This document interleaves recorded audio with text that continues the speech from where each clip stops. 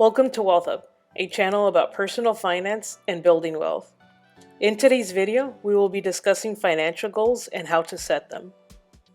Goals are something that you are working towards, as defined by Webster's Dictionary, the end toward which effort is directed.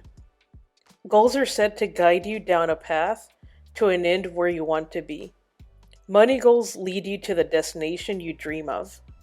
To move through your financial life without goals will have unknown results and is unlikely to lead you where you want to be. No matter where you are with your personal finance journey, you should always have goals, whether you're working towards your fifth investment property, saving for your dream vacation, or if you are working to get out of credit card debt.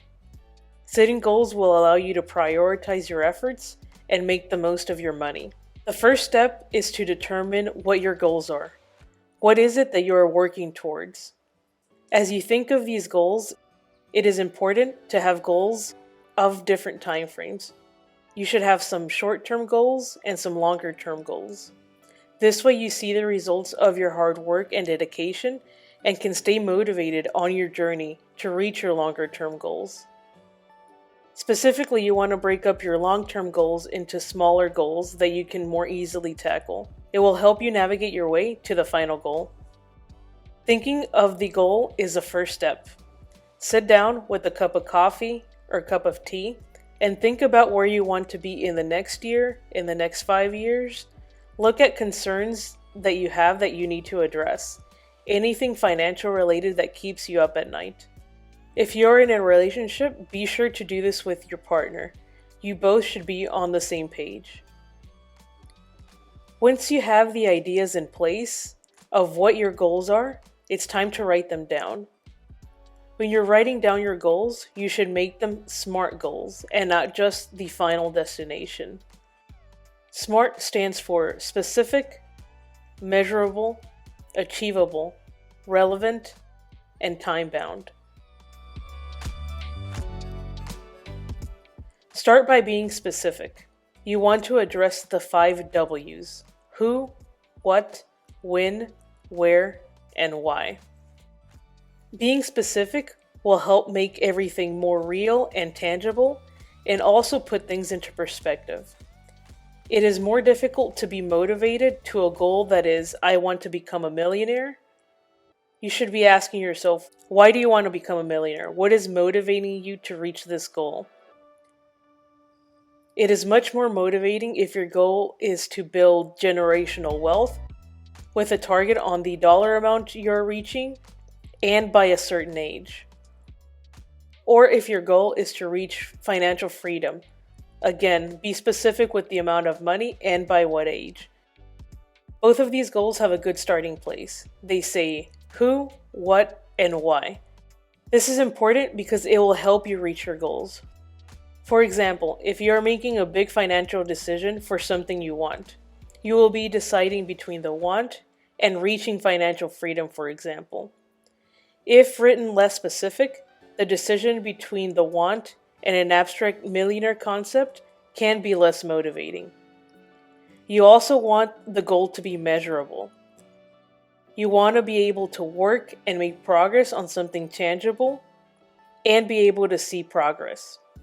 An example of something not to do is to say that you want to be debt-free. In general, this is a fantastic goal. However, your goal needs more details. You need to specify by how much and by when. Instead, to pay off credit card number 1 of $2,000 in 8 months and pay off credit card number 2 of $3,800 5 months later. Here, the measure report is detailing the specific dollar amount for each card and the timing. Next is to set up goals that are achievable. This will prevent you from being discouraged if the goal is not achievable and you can't reach it.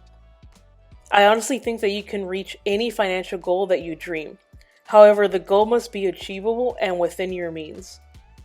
An example of a goal that is not achievable or highly unlikely is if you are 22, working at a job that makes minimum wage, and your goal is to become a millionaire by age 25.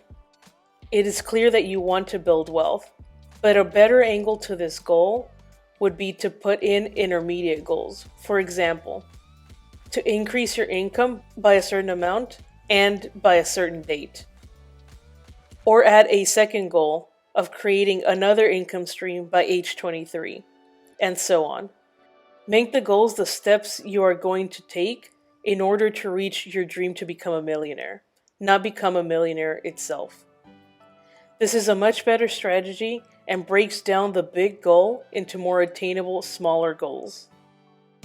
Next is relevant. Of course, your goal should be relevant to you. For example, do not set a goal to make X amount of dollars as a dentist in Y number of years if you are a more creative person rather than a medical or scientific person. This just doesn't align to your interest or aspirations. Finally, ensure that your goal is time-bound. Having a time frame for your goal and holding yourself accountable to that timing is important. Life does happen between goals, and you could always make changes, but most important is to make sure to continue to work towards them. Let's go through a few examples. The earlier example of paying off credit card is a great one. It is a short-term goal and can be stated as I will pay off credit card number 1 of $2,000 in 8 months and pay off credit card number 2 of $3,800 5 months later. To help with the goal, you should specify how you will pay them off. Does this fit into your budget? Will you have to find a side hustle to reach your goal? Build any additional work that you need to do into this goal. An example of a long-term goal is I will add 5 rental properties to my portfolio in 10 years. This is a great idea, but it's not specific enough. Break the goal down into shorter-term goals and be more specific. Instead, say something like, I will add 1 rental property in my local community of $100,000 to my portfolio every 2 years for the next 10 years to replace my income. Add the details that you will save $833 every month for the next year to invest in the rental properties. This corresponds to $20,000 saved every 2 years. This long-term goal is broken down into a monthly target. This is something that you can work on right now to get to your goal and is more manageable. It clearly answers who, what, when, where, and why. As you write your goals, remember that priorities may change throughout the years. There is nothing wrong with this, and it is part of life. The important part is to reevaluate your goals and adjust as needed. Also, don't forget to live and enjoy your life in between the goals. Regardless of your financial goals, be sure that you are allowing yourself enough space to enjoy life and that you have a good balance. This will ensure that you remain physically and mentally healthy. As always, thank you for watching until the end. Hit the like button if you have enjoyed the content, subscribe to the channel, and turn on notifications so that you don't miss any upcoming videos. If you want to see regular content, you can add me on Instagram at wealth_up. Thanks again for watching, and I'll see you in the next one.